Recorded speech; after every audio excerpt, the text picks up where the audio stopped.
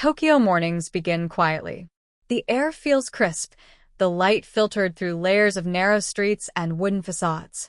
In the middle of this bustling city, tucked between two taller buildings, stands a small house in Japan, a calm space of minimalism and intelligence. From the outside, it's modest, just a narrow structure with clean wooden lines and soft gray walls. But as soon as you step through the simple wooden door, you realize how thoughtful every square meter truly is. This house is small, just 25 square meters, but inside, it feels open, airy, and full of life.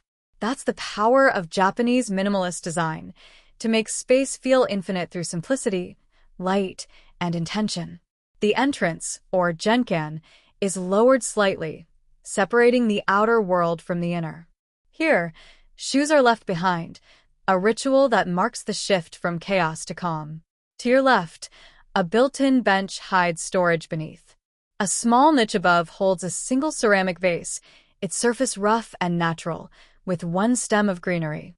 From the moment you enter, the home teaches you to slow down. As you move into the main living area, the first thing you notice is the light. Soft, indirect sunlight filters through shoji-style screens, casting gentle geometric shadows on the walls.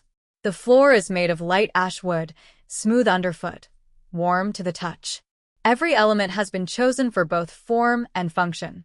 A small sofa sits low to the ground, upholstered in neutral linen. The coffee table doubles as hidden storage, its top lifting effortlessly to reveal neatly arranged books and small essentials. Across the room, the staircase catches your eye, slim, floating wooden steps that lead upward, supported by a single steel beam. Beneath them, drawers and cabinets fill every empty corner, turning what would be wasted space into effortless utility. In Japanese architecture, this is called shikumi, clever structure, design that works silently, improving life without demanding attention. The kitchen, though small, feels complete. A single counter of stainless steel runs along the wall, with built-in storage below and open shelving above. Every utensil has its place, every dish its purpose. The scent of cedar blends with faint aromas of coffee and rice. Above the sink, a small window frames a glimpse of the sky, just enough to remind you of the world outside without disrupting the peace within. The homeowner, Daichi, is a young architect who designed the space for himself. He says, "A small house teaches you to choose what matters. It's not about less, it's about clarity."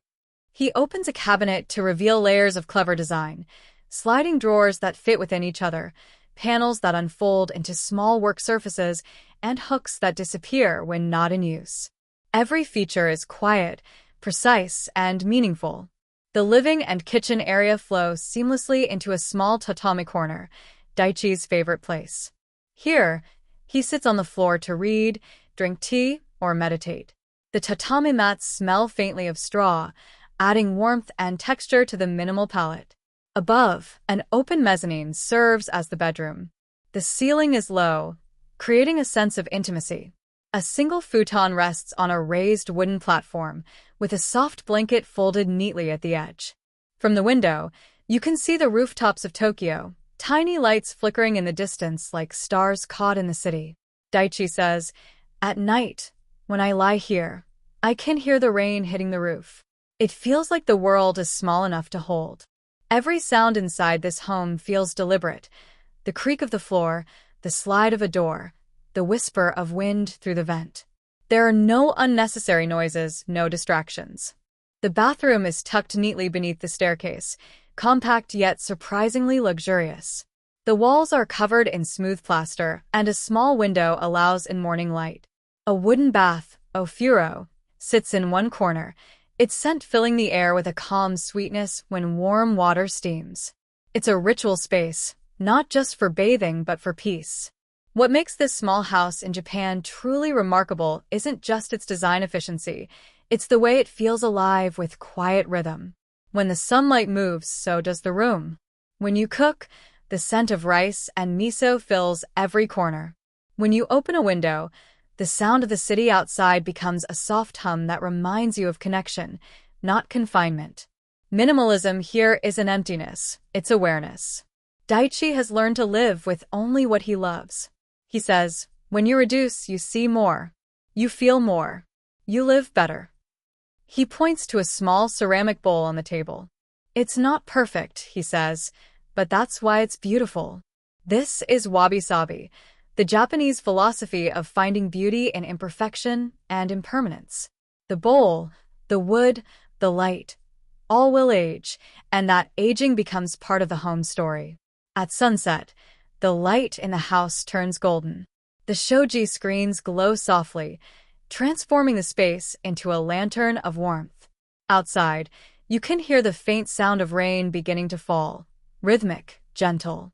Daichi lights a candle, its small flame flickering in the still air. He sits by the window, watching the reflections dance on the wall. In that moment, it's easy to forget that this home is small, because in its simplicity, it feels boundless. When night falls, the space changes again. The lights dim, the air cools, the wooden walls seem to deepen in color. You can almost feel the house breathe, slow, content, alive. It's a reminder that homes don't have to be large to feel complete. What they need is honesty, to be built with care, lived in with intention, and filled with moments that matter. In this small Japanese house, there are no wasted spaces, no wasted thoughts.